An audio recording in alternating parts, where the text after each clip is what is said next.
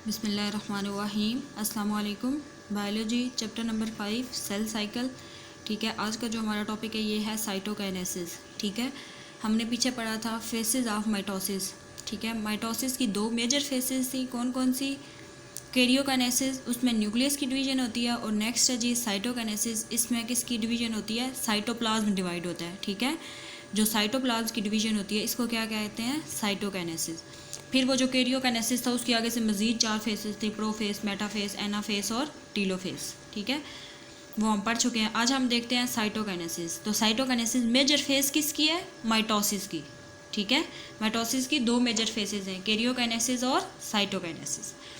ठीक है, जब साइटोप्लाज्म की डिवीजन होती है तो वो क्या कहलाता है? कैरियोकाइनेसिस। तो अब वो कहता है कि जब एनिमल सेल्स में ना कैरियोकाइनेसिस होती है एक प्रोसेस से, उस प्रोसेस को हम कहते हैं क्लीवेज। ठीक है, क्लीवेज मैं आप लोगों को बताती हूँ क्या होते हैं। क्लीवेज मतलब जब एक चीज़ दो चीज़ों में डिवाइड होती है ना, ठीक है, तो वो डिवाइड होने से पहले वाला जो पॉइंट होता है ना उसको हम क्या कहते हैं? क्लीवेज। ठीक है, ये देखो ज़रा। ठीक है, फ़र्ज़ करो ये एक सेल था। ठीक है, ये मैंने इसके अंदर न्यूक्लियस शो करवाए हैं। ठीक है, तो अब ये देखो, पहले सेल ऐसे था, पहले फ़र्ज़ करो ऐसे था।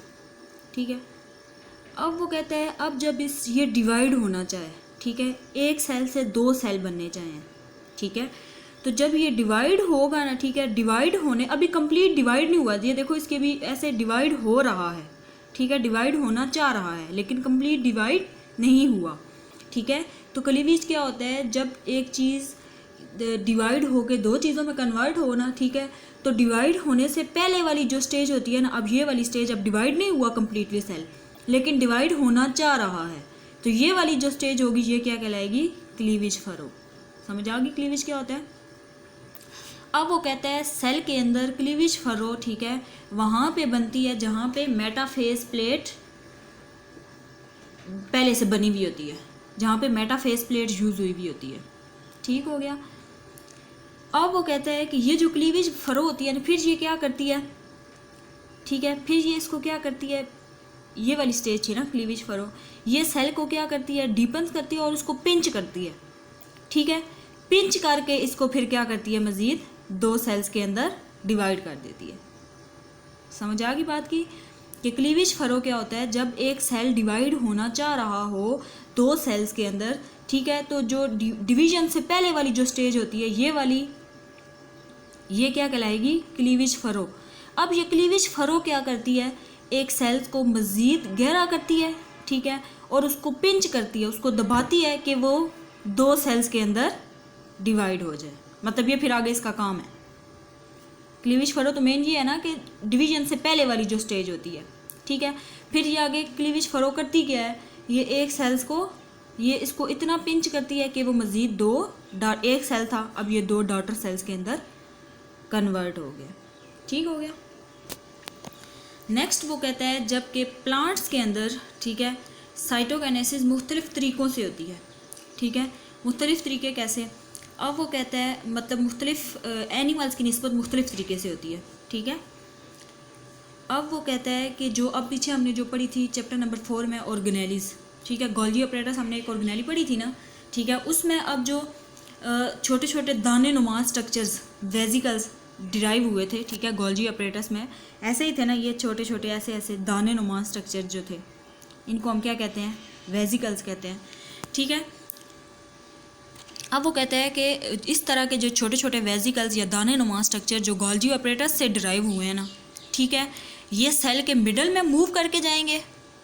ठीक है, और यहाँ पे फिर क्या करेंगे? मिडल में मूव करने के बाद ये कन्वर्ट हो जाएंगे एक ऐसी डिस्क में जो मेम्ब्रेन बाउंड होगी, मतलब जो प्रॉपर कवरिंग में होगी, और उसको क्या कहेंगे हम? सेल प्लेट या फ्रेगमोप्लास्ट।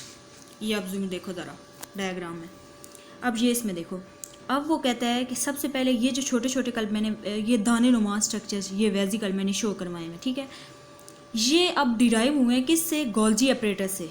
ठीक है, अब वो कहता है ये पहले क्या करेंगे? ये एक सेल मैंने फर्स्ट करो शो किया, अब वो कहता है पहले ये सेल के मिडल में मूव करके आएंगे। ठीक है, ये देखो मिडल में मूव करके आ गया है ना, ठीक है, फिर वो कहता है नेक्स्ट ये क्या करेंगे, यहाँ से जब मिडल में मूव करके आएंगे तो ये फ्यूज़ हो जाएंगे, यानी कि कन्वर्ट हो जाएंगे एक ऐसी डिस्क में जो मेम्ब्रेन बाउंड होगी, जिसकी प्रॉपर एक कवरिंग होगी, जिसको हम क्या कहेंगे, सेल प्लेट या फ्रेगमोप्लास्ट। अब ये देखो, ये ऐसे फ्यूज़ होके ना उन्होंने ये वाला स्ट्रक्चर बना दिया। ये अब ये जो एक लंबी लाइन बनाई है, ये एक प्रॉपर कवरिंग में, ये मेम्ब्रेन बाउंड है, तो इसको हम क्या कहेंगे, सेल प्लेट या फ्रेगमोप्लास्ट। ठीक हो गया। तो फिर क्या होता है, जो अब इस सेल्स की मेम्ब्रेन है, ठीक है, मतलब जो इसकी कवरिंग है, ठीक है, ठीक है। अब वो कहता है कि जो सेल की है जी कवरिंग है, जो मेम्ब्रेन है, ये किसके साथ मिलेगी, किसके साथ फ्यूज़ होगी, प्लाज्मा मेम्ब्रेन के साथ, ठीक है। और इस सेल के अंदर जो कंटेंट्स और इस सेल के अंदर जो चीज़ें मौजूद हैं, ठीक है, ये किसके साथ जाके मिल जाएंगी, सेल वॉल के साथ। बात की समझ आ रही है कि क्या होगा, अब इस सेल की जो कवरिंग है, ठीक है, ये सेल प्लेट था ना, ठीक है।